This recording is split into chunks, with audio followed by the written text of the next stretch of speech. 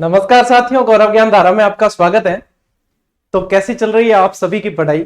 मुझे पता नहीं कैसी चल रही है, बाकी 8-10 हजार 15 हजार विद्यार्थियों की पढ़ाई लगभग अच्छी चल रही है, क्योंकि वो रेगुलर व्यूअर्स है, रेगुलर पढ़ने वाले स्टूडेंट है। 24 घंटे में जो स्टूडेंट देख लेते पता लग जाता है कि हाँ ये नियमित है, और बाकी फिर धीरे धीरे जो है देखते हैं। चलो कोई बात नहीं, लेकिन यूं है कि देख जरूर लेना और नियमितता बना लेना। मुझे पता है कि त्योहार थोड़े से निकले हैं, तो थोड़ा सा एग्जाम आगे गया है, तो विद्यार्थी जो है सुसुप्त अवस्था में चले जाते हैं। कोई बात नहीं, जल्दी से जाग जाना, यही कहूंगा।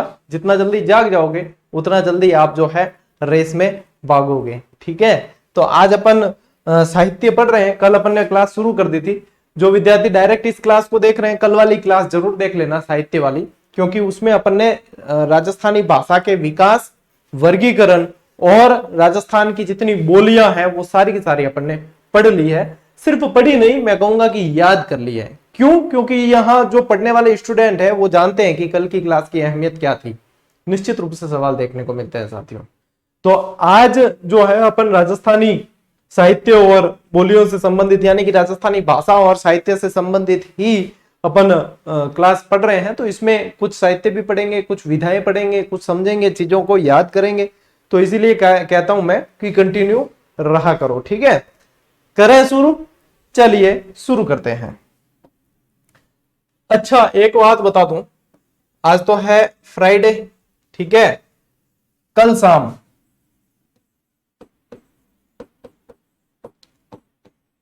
8 बजे एक वीडियो आएगा, उसे जरूर देखना।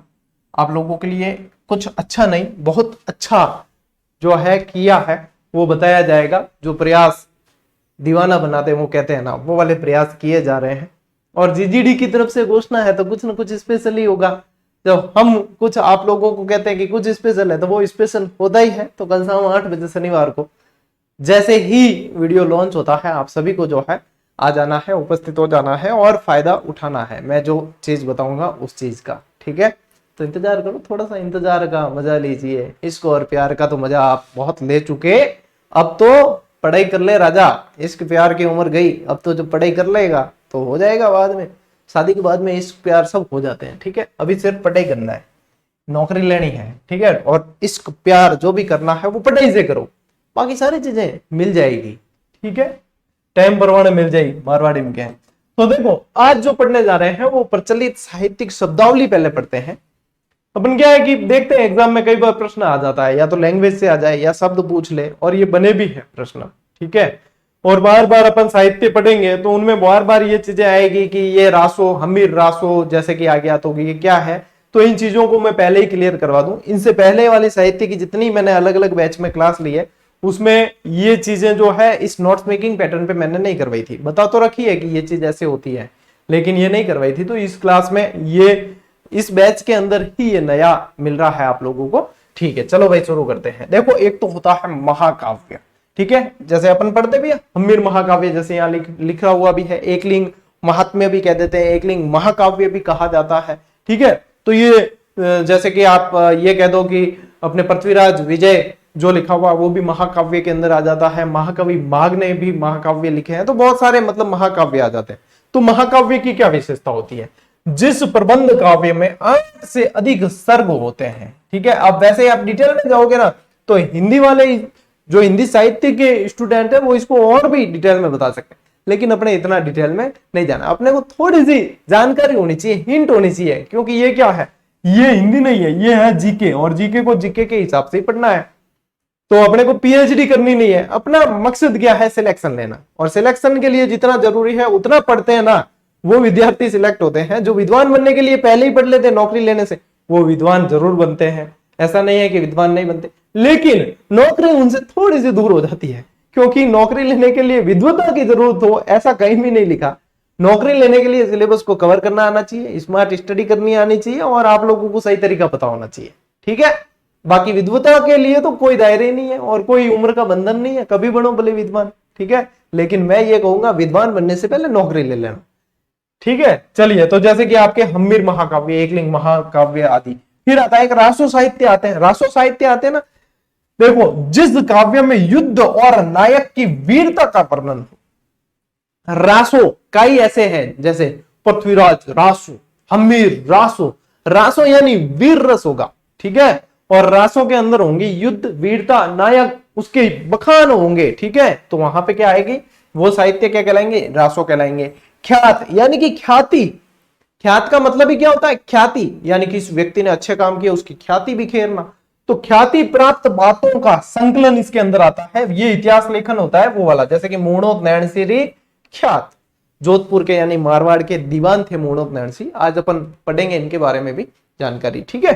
चलो फिर आता है वैली, प्रेम रस वाले साहित्य, यानी कि इसमें वैली में क्या होगा, वैली किशन रुक्मणी रे, ये सबसे प्रसिद्ध वैली साहित्य है, सबसे प्रसिद्ध वैली साहित्य है, वैली किशन रुक्मणी रे, पृथ्वीराज राठौड़ का ना। तो ये प्रेम रस वाले साहित्य होते हैं, इसमें प्रेम रस का बखान किया जाता है, ठीक है भैया। लीजिए स्क्रीनशॉट, फिर बढ़ते हैं अपन आगे।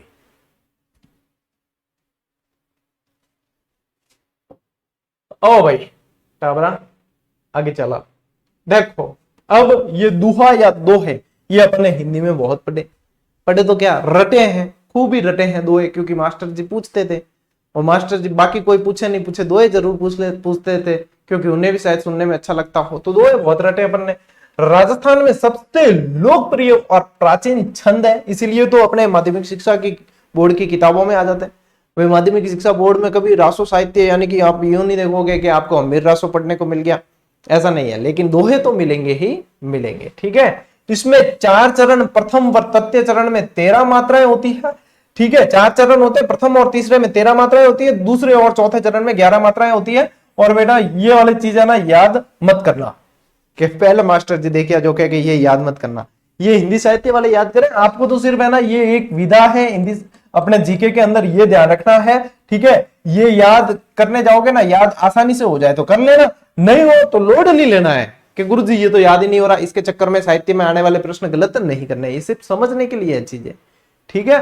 तो ये याद, ये ध्यान में रखना है, बाकी ये याद करना जरूरी नहीं है, क्योंकि जीके में आज दिन तक इस लैंग्वेज से प्रश्न नहीं बना, ठीक है। जहां बनेगा वहां बताऊंगा। सोरठा, अब इसलिए इनको समझना है कि दोहे और सोरठे में क्या अंतर है। सोरठा, जब दुहा की मात्राओं का उल्टा कर दिया जाए तो वो कहलाता है सोरठा। और अपने केसरी सिंह जी भारत के सोरठे जो है बहुत प्रसिद्ध है, 13 सोरठे लिखे थे इन्होंने, है ना, वो भी आज पढ़ेंगे अपन ढंग से, ठीक है। चेतावनी चुंगटिया कहा गया, जिसे चुंगटिए भरे हैं चेतावनी वाले, ठीक है, चुंगटिया भरा है यूं समझ लो। तो ये इसीलिए समझना है, दोहा और सोरठा ये भाषाएं जो है इसको इस तरीके से समझना है जीके के अंदर। फिर आओ विगत, किसी राज्य के राजनीतिक, सामाजिक, आर्थिक, सांस्कृतिक, इतिहास और ऐतिहासिक घटनाओं का वर्णन जो है वो आ जाता है विगत। विगत यानी कि जो चीजें बीत गई, विगत यानी कि घटी है। अब घटी है तो सारी तरीके की घटी है, राजनीतिक भी घटी है, सांस्कृतिक भी घटी है, ठीक है, सभी, आर्थिक भी घटी है, तो सारी जो है उनका वर्णन आ जाता है, वो आ जाता है विगत साहित्य के अंदर। फिर आता है प्रकाश, यानी किसी चीज पर प्रकाश डालना। अब किसी वंश पे प्रकाश डाल दो, चाहे किसी व्यक्ति की जीवनी पे प्रकाश डाल दो, तो वो आएंगे प्रकाश साहित्य के अंदर। जैसे कि पाबू प्रकाश आप लोगों ने पढ़ा है, अपन ने पढ़ाया, मैंने पढ़ाया, ठीक है। किसी वंश या व्यक्ति विशेष के कार्यों उपलब्धियों पर प्रकाश डालने, जैसे कि पाबू प्रकाश किसका है, आसिया मोड़ जी। वचनिका साहित्य, ठीक है, इसमें क्या होता है, गद्य और पद्य की मिश्रित रचना होती है, गद्य और पद्य की मिश्रित रचना होती है। वैसे गद्य और पद्य जब मिल जाती है, यदि शैली पूछा जाए तो उसे चंपू शैली कहा जाता है। क्या कहा जाता है, चंपू शैली।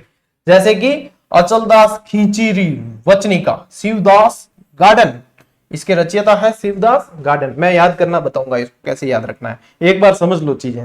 विलास, वे साहित्यिक रचनाएं जिनमें आमोद प्रमोद, अब देखो आमोद प्रमोद यानी कि विलास के अंदर ही एक शब्द छुपा होता है, भोग विलास, ठीक है, भोगना, सुख सुविधाएं भोगना, तभी आमोद और प्रमोद का अनुभव होता है। तो ये आ जाता है भैया विलास साहित्य के अंदर। फिर देखो स्तवन, महापुरुष, साधु संत आदि के स्तुति परक ग्रंथ जो होते हैं वो स्तवन के अंदर आते हैं। आगे बात समझ में, लियो स्क्रीनशॉट, ठीक है। इस तरीके से ही समझनी है इन चीजों को, इस तरीके से ही समझनी है। चल फिर पर्ची, पर्ची आया तो वापस संत महात्मा ध्यान में रखना है, स्तवन आया तो भी यानी कि कहीं ना कहीं आध्यात्मिकता जुड़ी हुई है। पर्ची आई है तो पर्ची भी, जैसे पीपा जी की पर्ची, ठीक है, संत महात्मा की जीवनी पर आधारित पदबंध रचनाएं होती है वो पर्ची। छावली, शेखावाटी क्षेत्र में डूंग जी जवार जी के लिए गाए जाने वाले गीत क्या कहलाते हैं? छावली कहलाते हैं। यहां पे इंपॉर्टेंट लगाना है, यहां पे इंपॉर्टेंट लगाना है वात। अब वात, वात किस शब्द से बना है? बात से बना है। किससे बना है? बात। बात यानी कि कहानी भी हो सकती है। देखो मारवाड़ी माता आवणो पड़ी, मारवाड़ी में यूं कहवे कि कटे कथा सुनने जानो है, ठीक है। अब जैसे कि शीतला सातम की कथाएं होगी, दशा माता की कथाएं होगी, तब मारवाड़ी में अपनी जो है जैसे माताएं बहनें हैं वो आपस में चर्चाएं करती है ऐसे कि हालो वात हुणवा हालो। तो वात यानी कि एक तरीके से कहानी है, कथा है। और बात क्या है? वैसे बात कहनी, एक दूसरे से बात। हाँ, बात वो भी हो जाती है आजकल, जैसे मंगेतर हो गए या सेटिंग हो गई, कोई गर्लफ्रेंड बॉयफ्रेंड हो गए, वो भी करते हैं बात। लेकिन वो बात जो है वो दो जने ही सुनते हैं, एक कहने वाला एक सुनने वाला। यह बात जो है ये साहित्य की विधा है, इसमें बहुत जने सुनते हैं, ठीक है। यहाँ पे मतलब वो बात फोन वाली होती है, दो जनों को आनंद आता है। यहाँ पे जो है ये बात होती है, ये मतलब पूरे सब जनों के लिए होती है, ठीक है, सार्वजनिक। चलिए, राज्य के किसी ऐतिहासिक व्यक्ति या घटना से संबंधित कहानी या वार्ता को कहा जाता है बात, ठीक है। आगे बात समझ? ठीक, चलो भाई।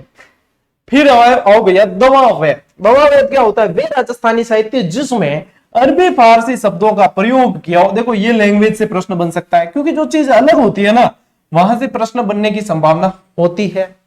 ये वात से सवाल, वात से बना हुआ है प्रश्न, ठीक है। वात जो है ये इस लैंग्वेज से प्रश्न बना हुआ है। क्या गुरुजी बनते हैं क्या? हाँ, बना हुआ प्रश्न है, ठीक है।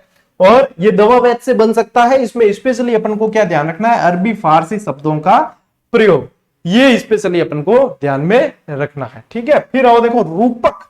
रूपक क्या होता है? किसी वंश अथवा व्यक्ति की उपलब्धियों के स्वरूप को दर्शाने वाले काव्य। काव्य शब्द इंपॉर्टेंट है, ठीक है। रूपक क्या होते हैं? काव्यमय होते हैं, ठीक है, इसलिए काव्य ध्यान रखना है। फिर देखो मर्ष्या। मर्ष्या यानी कि मृत्यु, मर्ष्या यानी मर्जिया, ठीक है, यूं याद रखना है, यानी कि मृत्यु शब्द को ध्यान में रखना है। अब देखो मर्ष्या क्या है? किसी राजा या व्यक्ति की मृत्यु के बाद शोक के रूप में लिखे गए साहित्य कहलाते हैं मर्ष्या। आगे बात समझ में?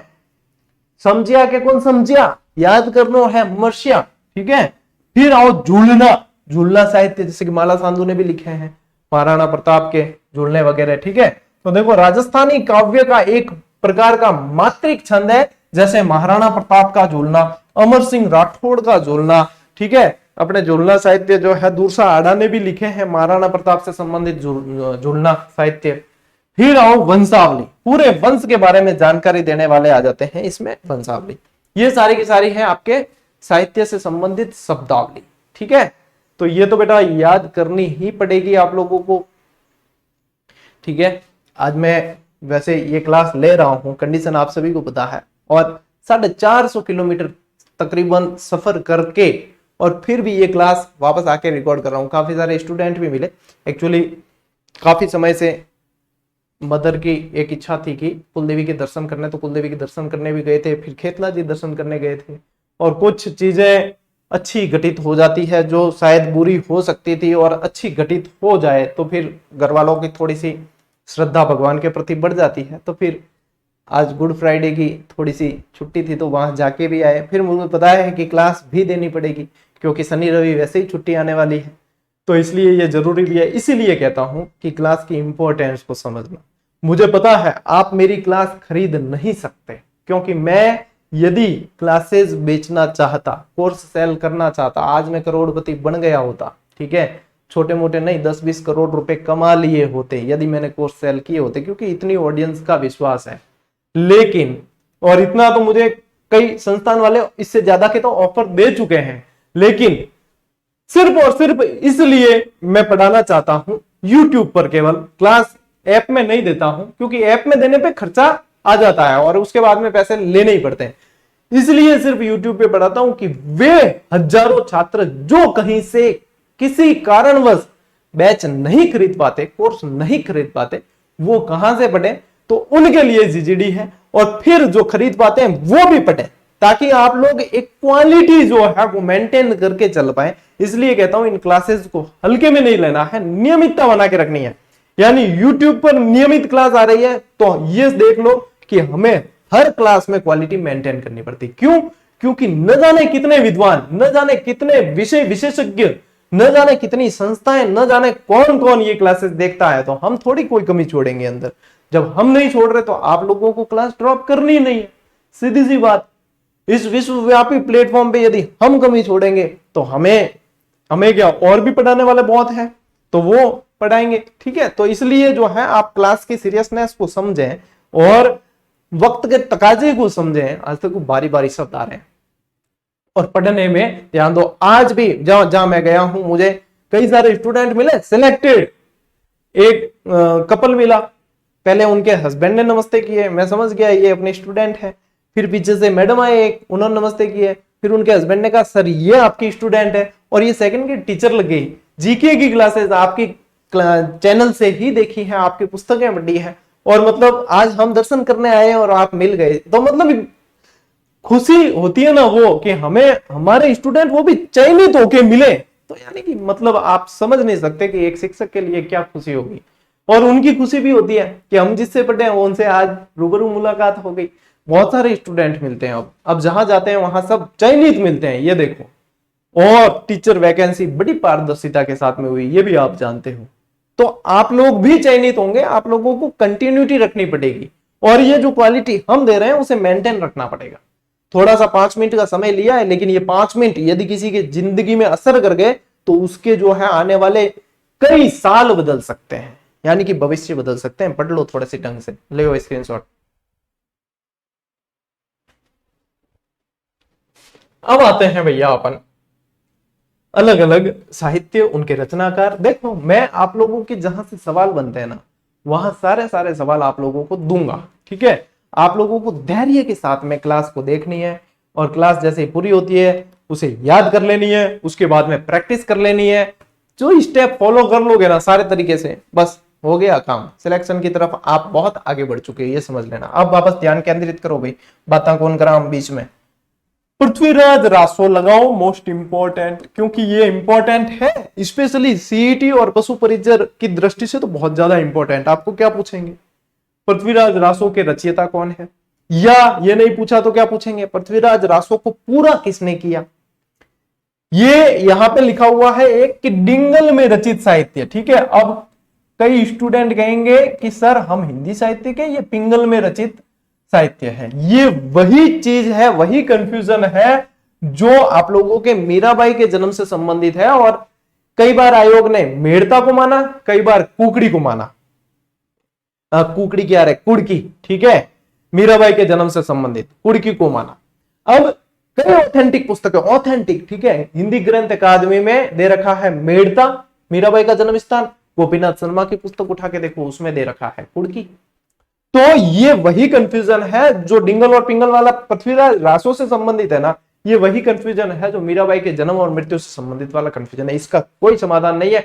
कितनी ही गोष्ठियां बैठ गई, और जब मैंने पहली बार ये पृथ्वीराज रासो का ये साहित्य वाला विधा बताई थी, तब मैंने स्पेशल प्रमाण डाले थे इसके अपने ही टेलीग्राम पे 3-4 स्क्रीनशॉट, कि ये इसका जो है विवाद चलता है और हमेशा चलता रहेगा। तो आप लोगों को तो जो है यहाँ पे ये ध्यान रखना है, डिंगल और पिंगल दोनों में पढ़ने को मिलेगा, तो इस चीज को ज्यादा लोड नहीं लेना है। इस तरीके से ये नहीं पूछा जाएगा प्रश्न, ठीक है, और पूछेगा तो विवादित ही रहेगा, दोनों के प्रूफ मिल जाएंगे।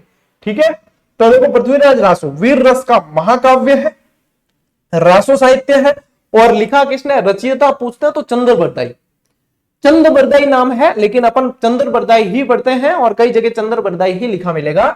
तो पृथ्वीराज रासो चंद्रबरदाई की रचना है।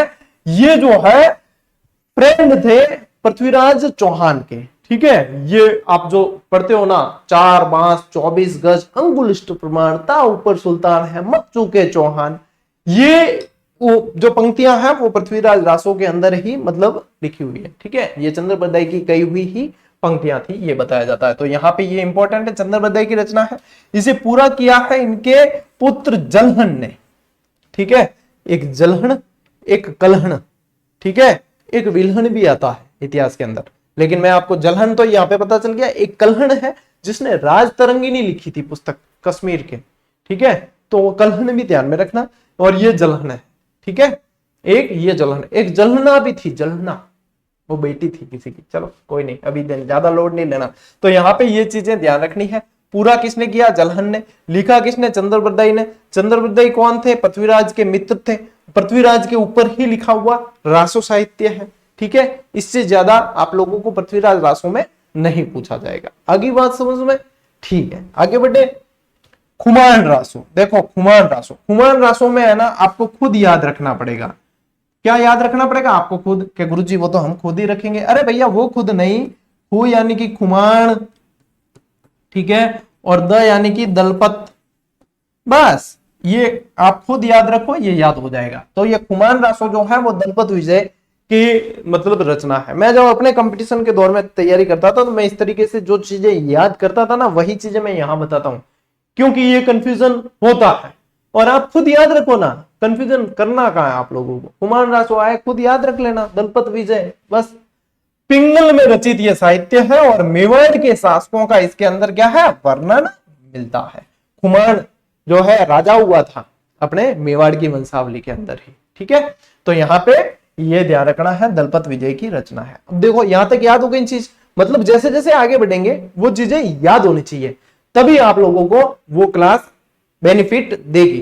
अब आगे हमीर रासो, ठीक है। हमीर रासो ये किसकी रचना है? जोधराज की रचना है। अब आपको यहाँ पे इसकी जगह जो है सारंगधर भी लिखा मिलेगा, तो ये भी है, सारंगधर ने भी रचना की थी हमीर रासो की, और हमीर रासो जोधराज की भी रचना है। अब ऑप्शन के ऊपर डिपेंड करेगा।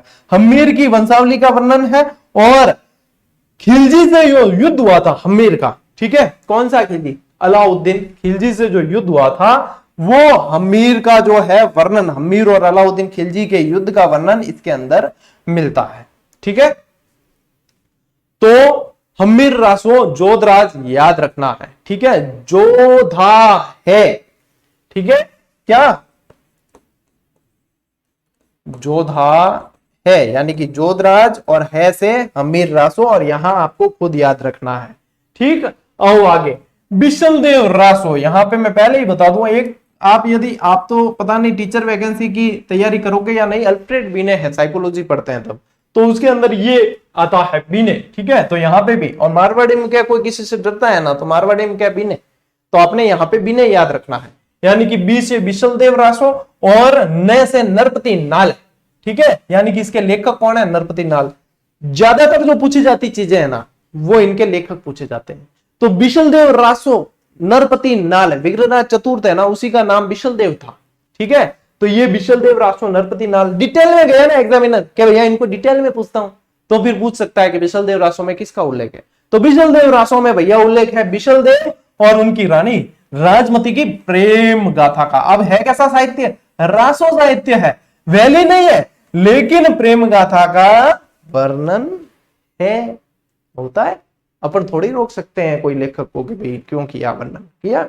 तो ये यहां पे ध्यान रखना है बिनय, ठीक है। मेन चीज क्या ध्यान रखना है? बिनय, बिशलदेव रासो नरपति नाल है, और खुद हुमायूं रासो दलपत विजय, और पृथ्वीराज रासो चंद्रबरदाई, ठीक है। पृथ्वीराज रासो चंद्रबरदाई, देखो कैसे याद रखोगे पृथ्वीराज रासो को? PRC,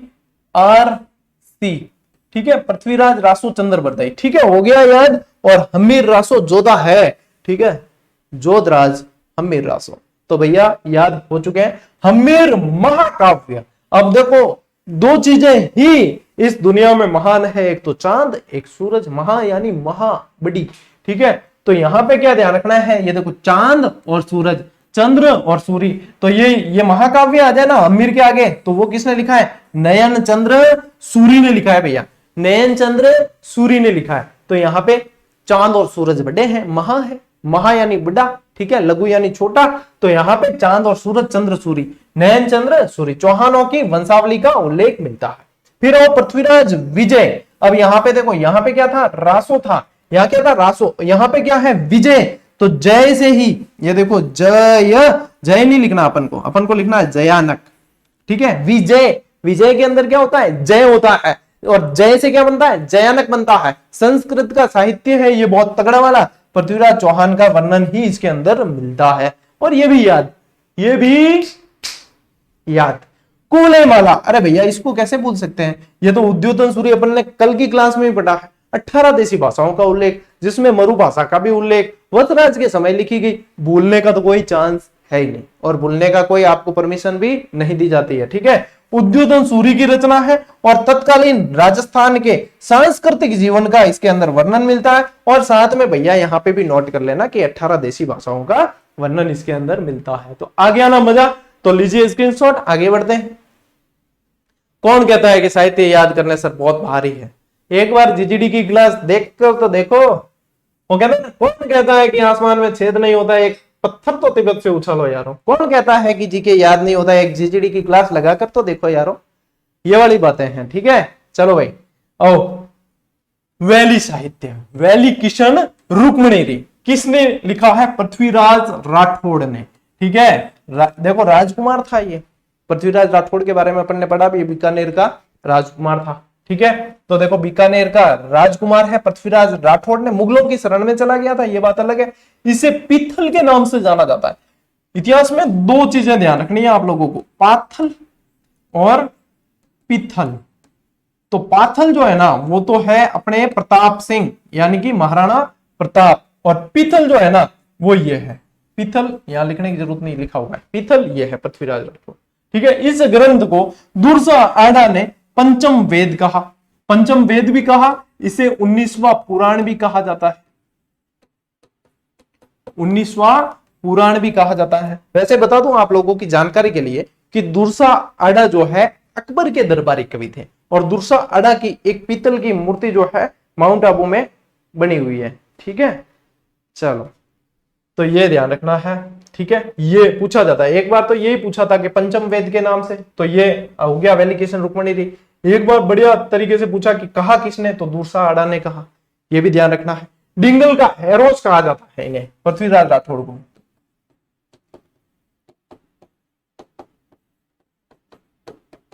डिंगल का हेरोस कहा जाता है, और कहा किसने? टेस्टिटोरी ने, किसने?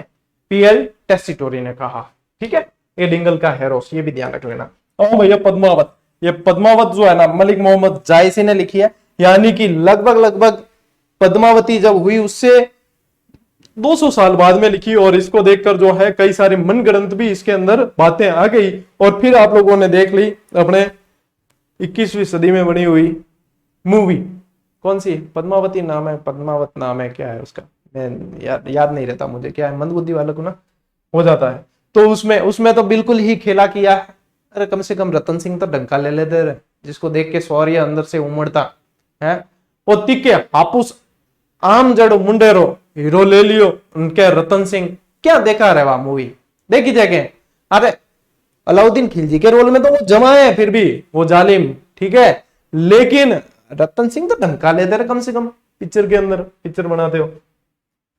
पद्मावत मलिक मोहम्मद जायसी ने लिखी है, और अलाउद्दीन खिलजी और रतन सिंह के युद्ध का वर्णन इसके अंदर है। ये इतना ही ध्यान रखना, बस इसके अंदर ज्यादा ध्यान नहीं रखना, ठीक है। ये यही पूछा जाता डायरेक्ट।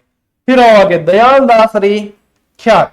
दयालदासरी ख्यात लिखी किसने? दयालदास ने ही लिखी है। इसमें एक वर्णन क्या है? बीकानेर और जोधपुर के राठौड़ों का वर्णन है। और यहाँ पे कौन से? बीकानेर और जोधपुर में राठौड़ ही थे। यहाँ कौन सा वंश था? राठौड़ वंश था, ठीक है। तो बीकानेर और जोधपुर के राठौड़ शासकों का वर्णन इसके अंदर मिलता है। दयालदासरी ख्यात, दयालदास। बाकी दासरी ख्यात ये किसने लिखी है? बांकीदास ने लिखी है। बांकीदासरी ख्यात किसने लिखी है? बांकीदास ने ही लिखी है। और ये अभी अपन ने आगे पढ़ा ना ख्यात साहित्य, तो ये देखो यही है ख्यात। और इसी में अगली जो है बहुत मोस्ट इंपॉर्टेंट है, यहाँ पे पहले ही लगा दो, अपन पेन भी चेंज कर लेते हैं यहाँ पे पहले ही लगा दो, मोस्ट इंपॉर्टेंट और खिला ठोक के मोस्ट इंपॉर्टेंट है ये। मुहणोत नैनसिरी ख्यात। राजस्थान का अबुल फजल किसे कहा जाता है? मुहणोत नैनसी को कहा जाता है। किसने कहा? मुंशी देवी प्रसाद कहो है। कौन कहो? मुंशी देवी। एक बार हम पढ़ रहे थे तो पहले स्टार्ट में ऐसे ही पढ़ा, मुंशी देवी ने कहा राजस्थान का अबुल फजल। अब मैं तब रहा B10 कंपटीशन के मामला में, ठीक है, क्या यार कंपटीशन में अब ABCD नहीं बता, मुंशी देवी क्यों, ठीक है। हमने समझा मुंशी देवी कोई औरत है भाई, नाम देवी लागू ला रहे हैं, मुंशी देवी ने कहा। फिर बाद में पूरा नाम पढ़ने में आया मुंशी देवी प्रसाद ने कहा। तो आप लोग ऐसी गलती मत करना, हमने ठोकरें खा ली, वो ठोकरें आपको खाने की जरूरत नहीं है। जोधपुर शासक जसवंत सिंह के दीवान थे, मोस्ट इंपॉर्टेंट लगाओ। लास्ट में इनके साथ में भाई दुर्गति हुई, इनको जेल में भी डाला गया, इन्होंने आत्महत्या की, ये इनके साथ में बहुत बड़ी मतलब विडंबना हुई, ये भी ध्यान रखना है। इन्हें राजपुताने का अबुल फजल कहा जाता है। और लिखना क्या है, कहा किसने, मुंशी देवी प्रसाद, पूरा लिखो आप, ठीक है। इन्होंने मारवाड़ परगनारी विगत लिखी, ठीक है, ये बहुत इंपॉर्टेंट साहित्य है, यहां पे भी लगाओ मोस्ट इंपॉर्टेंट, मारवाड़ परगनारी विगत लिखी। और यदि आपको पूछ लेना कोई कि बताओ बेटा मारवाड़ परगनारी विगत के अंदर कितने परगनों का उल्लेख है, तो खिला ठोक के कह देना 6 परगने, ठीक है, कोई आपको गलत नहीं कर सकता। जो वन लाइनर पढ़ते हैं जीजीडी वाली, उनको तो पता है, ये चीज दे रखी है उनको तो, क्या हाँ सारी चीजें उनको तो होना है ना, सब चीजें उनको कहीं से सवाल पूछो उनको सारे आते हैं। क्यों आते हैं, क्योंकि वो अमृत है जो दिया है। लेकिन क्या है कि अमृत और जो अच्छी चीजें होती है उसकी वैल्यू भी उसके हिसाब से जो पढ़ने वाले होते हैं उनको ही पता होती है, ठीक है। अब देखो ये मारवाड़ परगनारी विगत है, यानी कि इसके अंदर क्या चीजें होंगी, इसके अंदर बहुत सारा उल्लेख मिलता है भाई, जनसंख्या कितनी है, वो ये आर्थिक आंकड़े वगैरह सारी चीजें मिलती है इसके अंदर। इसलिए इसे कहा जाता है राजस्थान का गजेटियर, या यहां पे ये भी कहा जाए मारवाड़ का गजेटियर, ठीक है। तो भी ध्यान रखना है, दोनों में से प्रश्न बन सकता है, इसे राजस्थान का गजेटियर या मारवाड़ का गजेटियर कहा जाता है। मोस्ट इंपॉर्टेंट लगाओ भाई, एक तो मुणोत नैणसी ख्यात, ये भी इनका ही ग्रंथ है, और ये मुणोत नैणसी ने ही लिखा है, मुणोत नैणसी जैन थे, ठीक है, ये भी ध्यान रखना। और यहाँ पे क्या, ये मारवाड़ परगनारी विगत मारवाड़ का गजेटियर है, राजस्थान का गजेटियर है, ये बहुत इंपॉर्टेंट है, इसे मोस्ट इंपॉर्टेंट लगा देना, ठीक है। फिर देखो डोला मारूरा दुहा, ये कवि कल्लोल ने लिखा है। और एक आता है डोला मारूरी चौपाई, वो कुशल नाथ द्वारा लिखी गई है। दोनों चीजें बताई। अब वीडियो को पॉज करके नोट्स बनाओ, तब लिखना डोला मारूरा दुहा कवि कल्लोल और डोला मारूरी चौपाई कुशल नाथ साथ साथ लिखना है, तब वो क्या है हमेशा जो है याद। एक लिंग महात्म्य, ये कान्ह व्यास की रचना है, कान्ह व्यास की है। अब देखो इसकी भाषा में बताऊं, ये मूल रूप से संस्कृत की है, लेकिन ये बाद में मेवाड़ी में भी मिलती है, तो दोनों ही भाषाएं इसकी सही है। मूल रूप से संस्कृत, बाद में इसके मेवाड़ी में भी उद्धरण मिलते हैं, ठीक है। एक लिंग महात्म्य बहुत इंपॉर्टेंट है भैया, एक लिंग महात्म्य यहां से है ना, ऊपर से थोड़ा सा मिटा देता हूं, संस्कृत और मेवाड़ी दोनों ध्यान रखना। एक लिंग महात्म्य कान्ह व्यास बहुत इंपॉर्टेंट, बहुत बहुत इंपॉर्टेंट, ठीक है, लीजिए स्क्रीनशॉट। चलो भाई आओ, अभी क्लास पूरी नहीं हुई रहे, अभी तो आपको आनंद लेना है। और ठीक है, वापस बता दूं, कल शाम 8 बजे एक बहुत टॉप की चीज बताई जाएगी आप लोगों को, ठीक है, और वो उसका आनंद आप सभी को लेना है, चूकना बिल्कुल नहीं है। क्या है क्या नहीं वो तो शाम को कल 8 बजे ही पता चलेगा। कल शाम 8 बजे शनिवार को एक वीडियो अपलोड होगा, उसे जरूर देखना है और उसके अकॉर्डिंग आपको जो बताया जाता है उस चीज का आनंद लेना है, ठीक है। स्वर्ग की सैर करवाई जाएगी। चलिए, कानड़ दे प्रबंध किसने लिखा, पद्मनाभ। लगाओ मोस्ट इंपॉर्टेंट, क्या लगाओगे, मोस्ट इंपॉर्टेंट, कानड़ दे प्रबंध पद्मनाभ। इसमें क्या है, कानड़ दे कहां के शासक थे, जालोर के थे। कहां के शासक थे, जालोर के। इनके पुत्र वीरमदेव, और वीरमदेव पे डोरे किसने डाले, फिरोजा ने, ठीक है। वीरमदेव टस से मस नहीं हुआ कि मैं इसके विजातीय के प्रेम में नहीं पड़ूंगा, लेकिन बाद में जो है इन्हें अपने प्राणों से हाथ गंवाने पड़े थे। तो देखो, कानड़देव और अलाउद्दीन खिलजी के मध्य युद्ध का वर्णन है और वीरमदेव और फिरोजा के प्रेम का वर्णन है। अब देखो यहां पे हमें लिखना तो पड़ता है, पढ़ाना भी पड़ता है कि ये प्रेम का वर्णन है, लेकिन यहां पे मैं लिख सकता हूं एक तरफा प्रेम। प्रेम नहीं, जबरदस्ती होती है ना। एक तरफा प्रेम कोई प्रेम थोड़ी है, प्रेम तो दोनों तरफ से किया जाए तब होता है। तो ये एक तरफा था। फिरोजा ने बहुत कोशिश की, अलाउद्दीन खिलजी का पापा मेरी शादी वीरमदेव से कराओ। पापा भी गयो कि करा दा, लेकिन वीरमदेव राजी कौन हो। कहते हैं कि अंतिम समय जो है कटार गोप के इन्होंने, वीरमदेव ने अपने प्राण त्यागने मुनासिब समझा, लेकिन जो है फिरोजा से शादी नहीं की। फिरोजा भी देखो एक तरफा प्रेम करती थी, लेकिन फिरोजा ने भी किसी और से शादी नहीं की। वीरमदेव का शीश जब इसको ले जाकर दिया गया तो उसको लेकर यमुना में कूद गई, आत्महत्या कर ली इसने भी। ये है, ठीक है। चलिए, बिहारी सतसई। बिहारी सतसई लिखी किसने? बिहारी ने लिखी है। बिहारी जो है कछुआ शासक मिर्जा जय सिंह के दरबारी कवि थे, ठीक है बेटा। बिहारी जी घना उस्ताद था। बिहारी जी के एक एक दोहो एड़ा लिखता कि मतलब राजा खुश तो सोने की मुहर देते थे एक एक दोहे के लिए। तो ये स्पेशली ध्यान रखना है, मिर्जा राजा जय सिंह के दरबारी कवि थे और प्रत्येक दोहे के लिए एक स्वर्ण मुद्रा इनको मिलती थी। बोलो, अगर आपको मिलने लग जाए एक दोहे के लिए एक सिक्का, मैं कह रहा हूं आप दुनिया के सारे काम छोड़ के सिर्फ दोहे लिखने बैठ जाओगे कि एक स्वर्ण मुद्रा मिलेगी एक दोहे के पीछे, ठीक है। तो फिर सारी दुनिया एक तरफ, एक दोहा एक तरफ, ऐसी बात हो जाए। ब्रज निधि ग्रंथावली, ये मैंने आप लोगों को, ये वैसे ग्रंथ है ना, सारे के सारे अपने इतिहास पढ़ा तब आ रखे हैं, लेकिन यहाँ पे स्पेशली पढ़ना है। ये प्रताप सिंह के द्वारा लिखा हुआ है, प्रताप सिंह कछुआ, सवाई प्रताप सिंह भी कह सकते हो, ठीक है। चलिए, ये बहुत इंपॉर्टेंट है। प्राचीन लिपिमाला, राजपुताने का इतिहास, और इन्होंने न जाने और कितने इतिहास लिखे, बांसवाड़ा का इतिहास, डूंगरपुर का इतिहास, बहुत सारे इतिहास इन्होंने लिखे हैं। नाम है पंडित गौरीशंकर हीराचंद ओझा, सिरोही रोहिड़ा के निवासी थे, ठीक है। राजस्थान के इतिहास के वास्तविक जनक इन्हें कहा जाता है। जिनके नाम में ही गौरी और शंकर दोनों हो, उनमें इतनी प्रतिभा जरूर होगी कि वो जो न जाने कितने ही इतिहास लिख सके और उन्हें इतिहास का जनक भी कहा जाए, वास्तविक जनक, ठीक है। ये इतिहास, राजस्थान के इतिहास का जनक कर्नल जेम्स टॉड को कहा जाता है। राजस्थान के इतिहास का वास्तविक जनक जो है वो गौरीशंकर हीराचंद ओझा को कहा जाता है। कर्नल जेम्स टॉड के ग्रंथों का भी अनुवाद पंडित गौरीशंकर हीराचंद ओझा ने किया। बताइए, जानकारी काम की है भाई, आपकी काम की है, क्योंकि परीक्षा आप लोगों को देनी है, ठीक है। चलो, पंडित गौरीशंकर हीराचंद ओझा रोहिड़ा सिरोही के निवासी थे। ये राजस्थान की देशी रियासतों का इतिहास इन्होंने लिखा है, बहुत सारी देशी रियासतों का, ठीक है।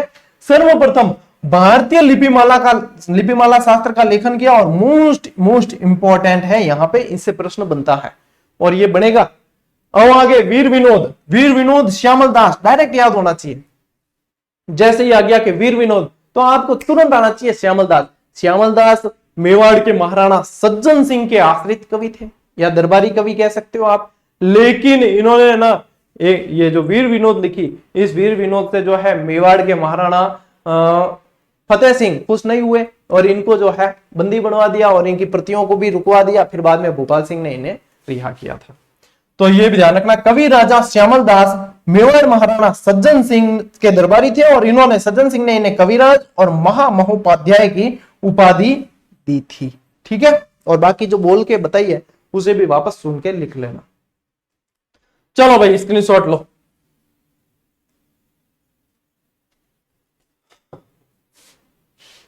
अभी पूरी नहीं हुई क्लास भाई, अभी तो आनंद लेना है, अभी भी आनंद देना है। चलो, वंश भास्कर राजस्थान के राज्य कवि के नाम से जाने जाने वाले सूर्यमल मिश्रण द्वारा ये लिखी गई है और ये जो है इनका जन्म बूंदी में हुआ और बूंदी के राम सिंह जी के ये दरबारी कवि थे, ठीक है। बूंदी शासक राम सिंह जी के दरबारी कवि थे, ठीक है। चलिए, और वंश भास्कर जो है ना, देखो इनके दो ग्रंथ बड़े प्रसिद्ध है, एक तो वंश भास्कर, एक वीर सतसई। तो ये जो वंश भास्कर जो है ना, ये भी इन्होंने पूरा नहीं किया था, इनके दत्तक पुत्र ने पूरा किया था, ये पूछा जाता है। तो इनके दत्तक पुत्र मुरारी दान ने ये पूरा किया। किसने पूरा किया? मुरारी दान ने पूरा किया है। जैसे कि पृथ्वीराज रासो है ना, वो पृथ्वीराज रासो किसने पूरा किया? जलहन ने पूरा किया। वैसे यहाँ पे ध्यान रखना है कि ये सूर्यमल मिश्रण का जो ये ग्रंथ है वंश भास्कर, ये मुरारी दान जो इनके दत्तक पुत्र थे उन्होंने पूरा किया। और किसके दरबारी थे सूर्यमल मिश्रण? राम सिंह जी बूंदी के, ठीक है। चलिए, फिर देखो अचलदास खींचीरी वचनिका। अच्छा, यहाँ पे ये तो वंश भास्कर का ही उल्लेख आया है, वैसे और भी अपने को ध्यान में रखनी होती है। एक इनका है ना वीर सतसई, ये भी लिख लेना, ये भी इन्हीं की है।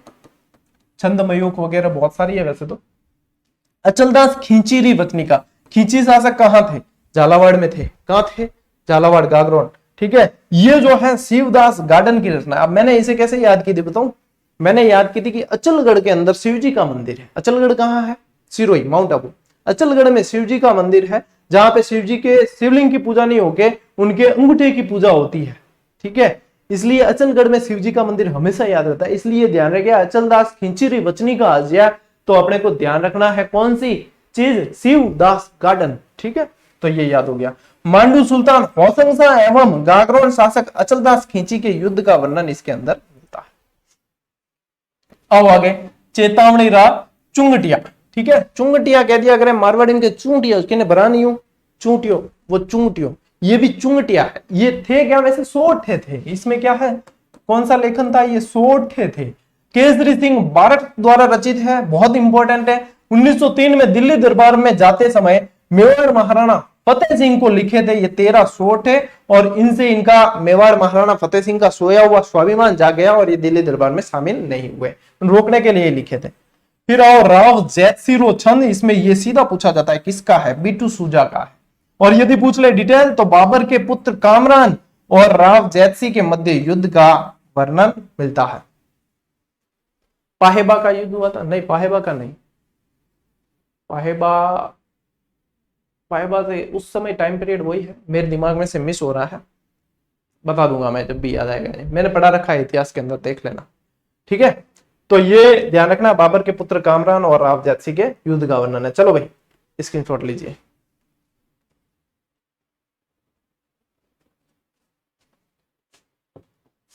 हाँ भाई, तो आखिरकार अपनी ये क्लास जो है अब पूरी हुई और मैं दावे के साथ कह सकता हूं कि ये क्लास स्टार्ट से लेकर एंड तक जिसने देखी है ना, इसमें से बनने वाला एक भी सवाल स्टूडेंट गलत करके नहीं आएगा, क्योंकि ये चीजें उसे याद हो गई है।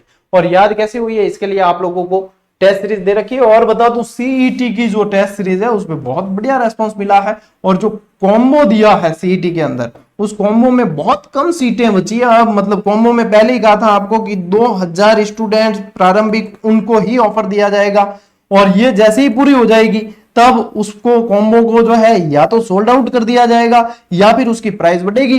तो समय पे जाग जाया करो, बाद में क्या है फिर पछताना नहीं पड़े। ठीक है भाई, और कल शाम शनिवार शाम 8 बजे, ठीक है, मिलते हैं। चलिए भाई, आज की क्लास कैसी रही कमेंट करके बता देना। और अब मिलेंगे क्लास में, तो अपन मिलेंगे सोमवार को। अब मिलेगी जीके की क्लास सोमवार को, तब तक मैं थोड़ा सा फ्री हो जाऊंगा। ठीक है, बढ़िया तरीके से मिलेंगे फिर। तो सोमवार को आपको क्लास देते हैं, शनिवार को कल आपको सरप्राइज मिल ही जाएगा। ठीक है, चलिए आज की क्लास में इतना ही, मिलते हैं अगले वीडियो में अगली क्लास में। तब तक के लिए राम राम, जय हिंद।